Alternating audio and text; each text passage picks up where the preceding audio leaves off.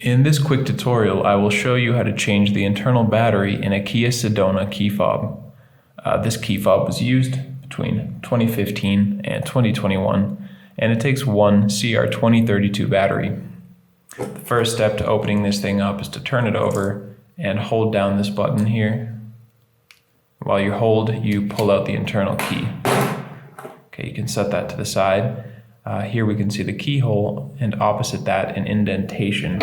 Go ahead, go ahead, take a flathead screwdriver, insert it into that indentation, and twist.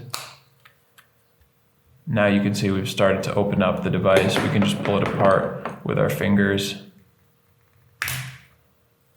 Set this to the side.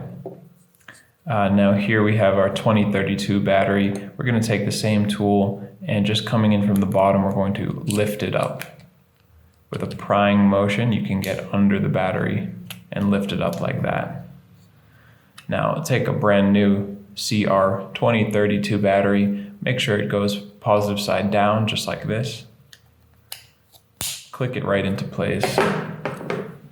Make sure your circuit board here is nicely positioned just like that. And then you're going to set this on top